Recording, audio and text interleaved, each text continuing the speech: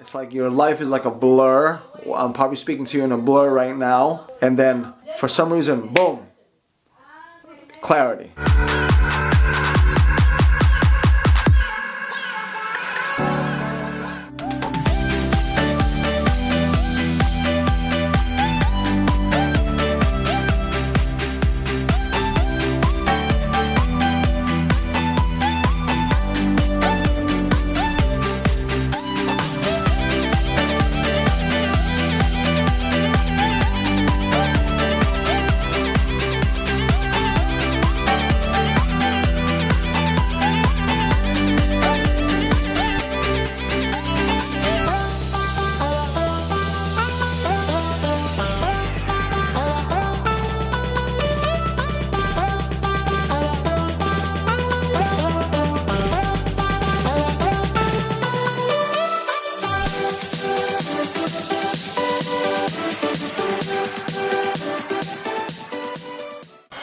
Finished my little morning situation there. Today's Sunday, and you should see the setup I'm doing right now. Just right now, I'm gonna put the pictures up right up in there. But if you see, it's basically hooked up on strings right on the window. My agenda for today: I'll take a quick shower. Me being a supportive husband, like I always am, I'm gonna color Ruby's hair today. It's the first time I'm ever doing it ever in my life. She just wants me to try. I'm gonna watch YouTube and see what happens with this situation right here. Look at that. What's up, guys? As you can see, I have yet to take a shower. I'm just gonna take this time to answer any questions that I have on the thing here. Keep looking down because my MacBook's here. But I'm always, I usually answer on Sundays because that's when I have free time. This is for James. James Prelican. I hope I'm saying that right. I'm sorry if I'm not. Hope you can make a video or link if you have about how you started with 3 piglets and the threats you encountered and how to manage to overcome them along the way. So I'm gonna put the link up here. But when I first started, it's like I think it's creeping up to like 100,000 views. The first 3 pigs. It wasn't the first 3 pigs. It was the next batch that I purchased. A few got sick, and for some reason one actually got killed by a coconut tree because the coconut tree fell onto the small little piggery I had and killed one pig. So we had to slaughter it that night, and then I ended up selling it anyway. I mean, selling it for the meat. When you're dealing with pigs, you really don't lose, right? If it's a piglet, you have to bury it. But if it dies out of natural causes or outside of having like a disease, you can pretty much sell it. You know, I mean, sell the meat locally and stuff like that. Through this, you still got to go through the slaughterhouse. That's what I usually do if something happens like dehydration, or never sell any meat of the pig if I knew the pig had diarrhea and it died of that cause, because it's my conscience. If it's like as an accident, or you know, some pigs are tied to trees, some pigs are going around it, they choke themselves so they suffocate, then you know, we sell the meat for that. I've done that with cattle as well. Yes, beautiful. I'm making a video. Yeah. You know my niece Abby. Abby Diley here, and then this is my other niece, Lala Skyla. I have very beautiful nieces. Oh, let me make a quick video. Go help Tita cook. Let's go real quick. Thank you.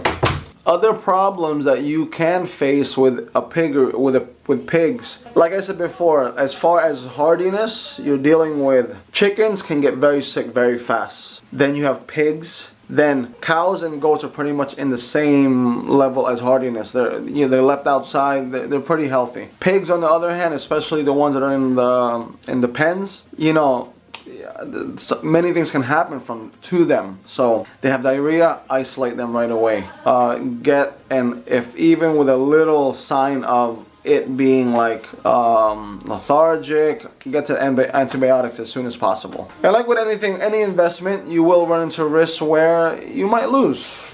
You know, I've lost many investments through that. You know, it is what it is. Part of the game. I always tell my wife, it's part of the game. You don't get into business to want to lose, but you know it's a factor in running the business. But for me, it's the best gamble in the world, because what's a lottery? You can the chance of winning a lottery is like 1 in 175 million or whatever. The chance of losing or winning in a business is it's like basically 50-50, right? So it's just taking your theories, putting it on paper, implementing them, fine-tuning them, and constant testing the market, and then constantly pushing and constantly evolving, adapting, and hopefully you'll do good in business.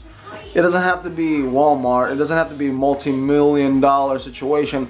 As long as it's working for you, it meets your needs, then that should be it, right? There's another gentleman that was wanted me to make a video on. They wanted me to make a video on the times to sell the piglets. I'm gonna put it up here once I found it, or down here once I find it. There's really technically, you're dealing with different breeds. You're dealing with either hybrids or pure, like whatever breed, or even Bisaya pigs, or what the term is, Bisaya pig or local pig. Generally speaking, piglets get released after 1 month from being weaned. After 1 month of being weaned, you can sell them as a piglet. Lechon, for me, in my experience, to get a really good lechon, you don't want it to go over like 25 kilos, right? Because beyond that, it's going to take too long to cook. It's not going to really cook through unless you really have a guy that can really control the fire. Because you have to understand, like literally roast it with wood and everything like that. Sometimes you can't control that, opposed to like having it on burners where it's a consistent flame. Lechon for me is like 25 and under, like maybe like 15 kilos to 25 kilos. But that's, for me, that's the ideal weight for a lechon. I've seen lechon at 60 kilos. That thing is, it's like cooking it's like lechoning a vaca, a cow. It takes a while. If you ever seen how they lechon vaca or lechon cows, oh my goodness, it's like a huge gyro, the big gyros, sideways, and everyone's just like slicing off pieces, and somebody's at the thing roasting that thing over and over again. Anything after 25, that's pretty much fattening. I release pigs usually in the fattening stage. Before, when I was really doing fattening, I release them at like 110 kilos. Usually in 4 to 6 months, I can usually hit 110 kilos, and then I release them. That's usually because, like I said before, I give a budget per pig, which is about 6,000 pesos. So obviously, if you have 10 pigs, once I reach that budget that budget is depleted, then it's time. Some are slow growers, some are fast growers. So within that time frame, some will come in at 96, some will come at 95, some will be like at 101. Generally speaking, within that 6,000 peso budget per pig, it can come from pre-starter, starter, grower, finisher. Once that is depleted, I let go. Because from my time of doing this little business for a while, I realized that at 6,000 is perfect for me. Now, if you want to hold the pig until it's like 400 pounds, like 200 kilos, or something like that, it's all up to you. Because at the end of the day, you're really going after, like, if it's like at the house and just for your personal stuff, then you just keep feeding it slop feeds or whatever for your regular consumption, then go. I'm really going for like from lean to fat ratio. I just find that using Ultra Pack, there's other stuff out there, B Meg and all that stuff. Using Ultra Pack gives me like a very small fat to lean ratio. Like you'll see, like when people cook like limpo, the fat is like here, the meat is like this. Or when Filipinos love cooking like humba or adobo, 2/3 of it is fat, 1/3 of it is meat, and then Filipinos are eating this, which is like that's what causes the high blood, the high cholesterol, on top of the soy sauce, the salt they put in there. So that now you're taking in too much sodium. That's a little bit of a rant, I'm sorry, but I try to do it healthy. Obviously, I don't have its free range. I don't have enough property to let them loose like that. Plus, there's been really good studies on having a huge setup, having just like a teepee situation where the pig sleeps at night, and they're free ranging, like a free range pork. They've had really good studies on that as far as like marbling, lean to fat ratio, and things like that. I don't know, I specifically don't know what the breeds that they are using, but hey, if it's working for them, it might be saving cost, because obviously there's no actual structure. It's just like it's just the little house. I'm really looking for like a 5-hectare property. All the properties I buy or you know, I strategically think like it's gonna be something in the future, so I just buy it. So it could be small, big, or whatever. But for me to invest into something like a huge piggery, free range piggery, at least 5 hectares, minimum 5 hectares, just to let them loose. Send me your questions. I will try my best to answer them. Thank you for watching the video with me and my wife and I. She's really not. She doesn't really like being on video, but she's a love of my life. As you can see, our relationship, you know, it's really wonderful. It's amazing. You know, it's I'm telling you, my wife never believes me when I say she really saved my life. She really did. Cause not to get too emotional or whatever, I pretty much got disowned before I went to the Philippines before I met my wife. My dad gave me an ultimatum: if you don't go to school, you're out of this family, or you know, whatever. So I didn't want to go to the Philippines. I was kind of forced, because what happened was my father built a house just for me to go to the Philippines. I was running a business.